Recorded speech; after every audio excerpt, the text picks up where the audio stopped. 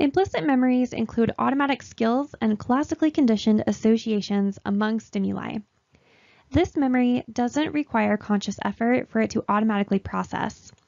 We can automatically process information about space, meaning the location of things. For example, you might encode where you learned certain material and where you can find that information again. So you might remember later on that I talked about implicit memory in this lecture. But you didn't have to consciously process that. You can automatically process information about time. You unintentionally notice the sequence of events within your day. So if you leave your phone somewhere, you can retrace your steps thanks to your brain automatically encoding this information. You can also automatically process frequency. You can keep track of how many times things happen. So if you keep running into someone, you might recognize how many times you ran into that person that day. As the name implies, effortful processing requires some effort. Sensory memory is one type of explicit memory that requires effortful processing. Sensory memory is quick and it's fleeting. It feeds our active memory by recording momentary images, sounds, and scents. Sensory memory only lasts for a few seconds. Sensory memory can be broken down into iconic and echoic memory. Iconic memory is a fleeting sensory memory of visual stimuli. For a few tenths of a second, our eyes register a picture memory of a scene and can recall any part of it in incredible detail. Echoic memory is a fleeting memory for auditory or sound stimuli. This auditory echo lingers for about 3 to 4 seconds. So, if your teacher catches you not paying attention in class and asks you to repeat what they just said, you might be able to repeat the last few words they just said. Short-term memory and working memory refer to what we briefly retain.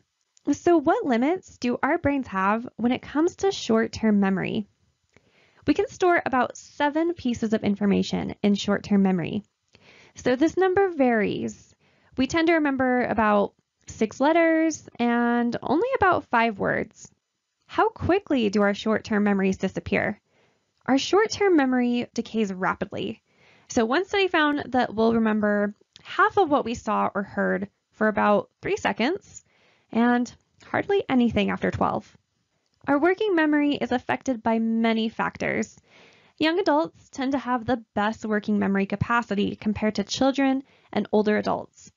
Task switching can hurt working memory, so focusing on one task at a time is best for the most efficient working memory. Your book talks about a couple of techniques you can use to boost your effortful processing and form new memories. These strategies can make it easier to retrieve a memory. So the first strategy is chunking. This is when you organize items into familiar, manageable units, making it easier for us to recall this information. We use chunking with phone numbers. It's hard to memorize a random string of numbers, but it's easy for us to recall when we break it down into small chunks of 3, 3, and 4 numbers. Notice that the numbers on your debit card are also broken down into chunks, so it's easier for you to memorize them. Mnemonics help us encode information by using visual imagery to organize information. For example, you might use an acronym to help you remember information. Roy G. Biv can help you remember the order of the colors in the rainbow. So red, orange, yellow, green, blue, indigo, and violet. You also might use songs or rhymes. In elementary school, I was taught how to list all the US presidents in order by learning how to rattle off their names to a tune. And same with the states. I can recite all the states in alphabetical order because of a song. One super helpful way to encode information is to make it personally meaningful. Learning meaningful material requires 1/10 of the effort. When you're learning new material, relating it to previously stored material will help you remember the new material much more easily. Psychology is one of those subjects where this is fairly easy to do.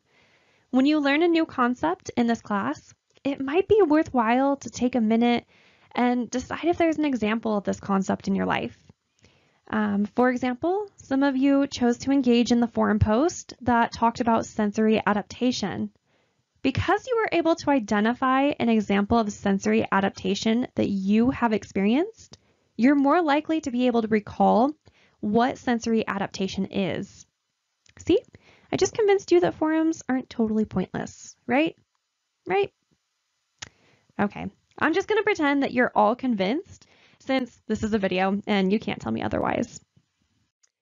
Another thing that I force you guys to do in this class to help you encode the material to memory is to use distributed practice. You guys have quizzes in this course to help you space out the information you learn. So this is to help reduce your cramming and force you to think about the material we cover before the test.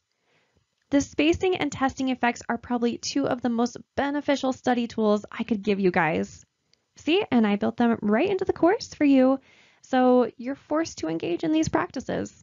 The spacing effect is when you space out your studying over time. So when you space out your studying, this helps promote long-term retention of the information. When you learn quickly or cram, you forget quickly. I'm trying to help you guys do the opposite. To space out your practice, I have you take quizzes. This has a double benefit because the testing effect is also a reliable way to encode memory. Testing doesn't just assess your learning and memory, it improves it. The testing effect helps you practice the material.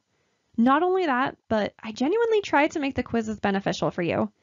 The concepts in the quiz are often present on the exam, sometimes verbatim. So it's really helpful for you to take them seriously and use them as a study tool. Science says that you guys should ditch study habits like highlighting and rereading and replace them with things like flashcards or creating your own practice tests. Rereading and highlighting have consistently been proven to be fairly ineffective for memory formation. If you use these practices, I hope you consider replacing them with other study habits that are backed by science.